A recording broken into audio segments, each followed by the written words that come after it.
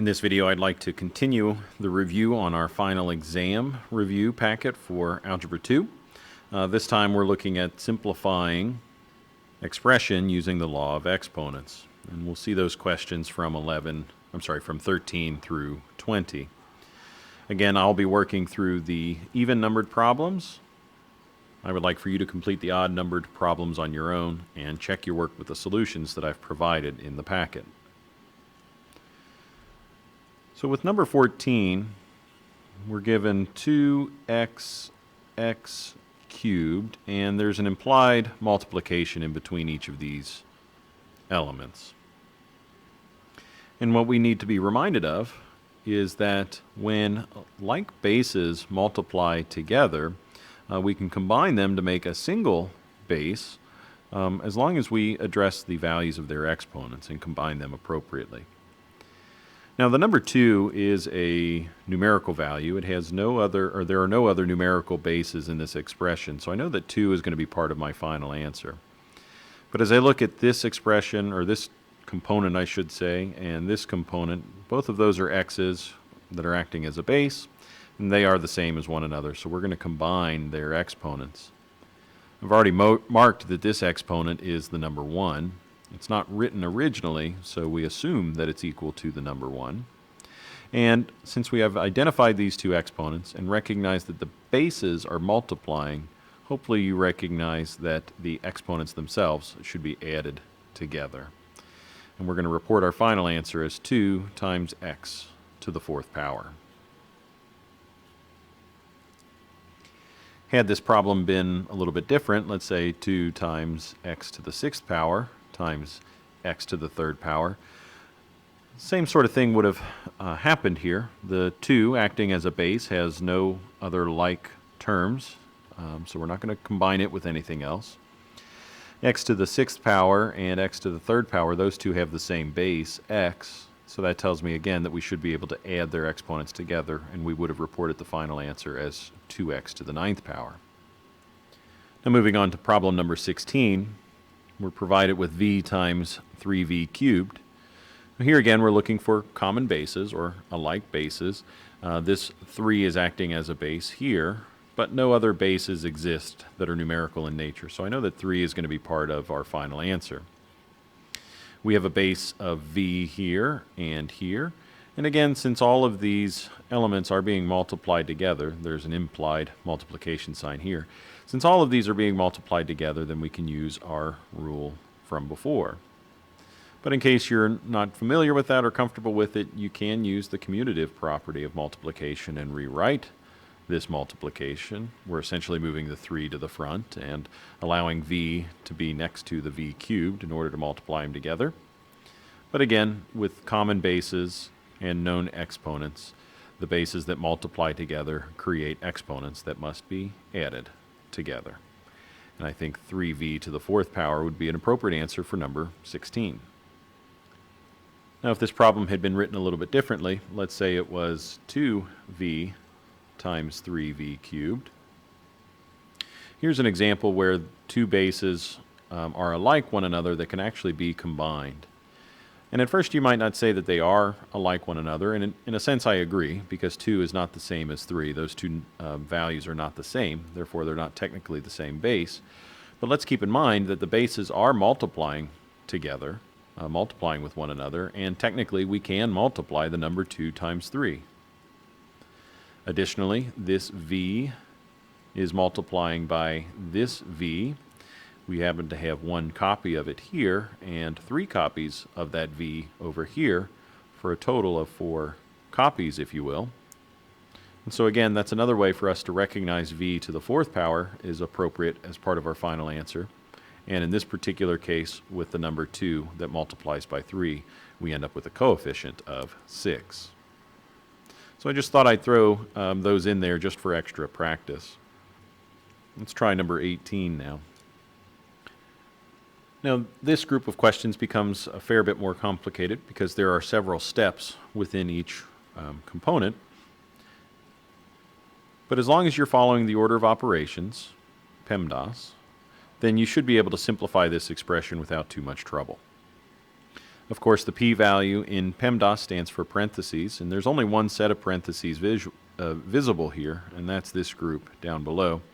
But in a sense, because we have this large fraction bar, it's almost like we're creating two sets of parentheses, one set in the numerator and one set in the denominator. So if that helps you keep yourself organized, it's worth remembering.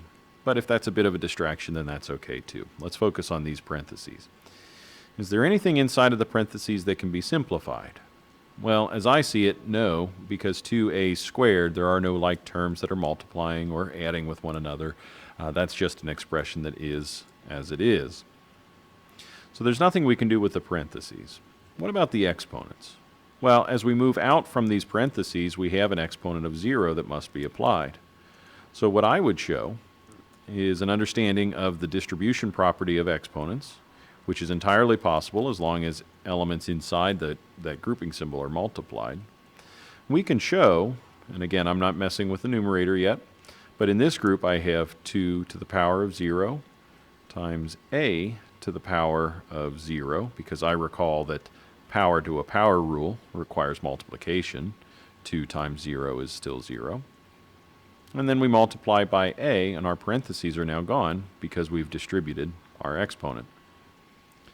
Now here's where imagining this denominator as another set of exponents, or I'm sorry, another set of parentheses might be helpful. Because at this point, after we've completed parentheses and exponents, we really should work from left to right to complete multiplication and division. But we don't really have a left to right, or it's not quite so easy to see when we have a stacked pair of fractions like this. Now, truthfully, we should work from top to bottom in this case, but with the acting parentheses here, I think we've got the ability to clean this up a little bit before we simplify any further. So I'm not going to mess with the numerator at all, and I'm going to think about what's happening in the denominator here. Well, 2 to the power of 0 is equal to the number 1. Anything raised to the power of 0 is equal to 1. So that's 1. A to the power of 0 is also equal to 1, and we're still multiplying by a. So in a sense, we're cleaning up the exponents right now in preparation for the multiplication, because we see that 1 times a is still a. Now, we've essentially cleaned up all parentheses, all exponents. We've completed a little bit of multiplication within a parenthesis group.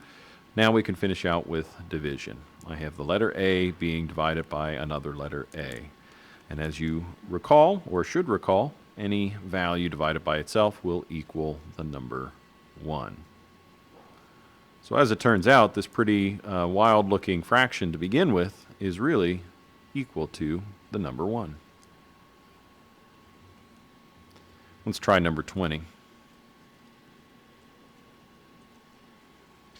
And this time I would again encourage you to imagine that the numerator is its own parenthesis group and the denominator is its own parenthesis group.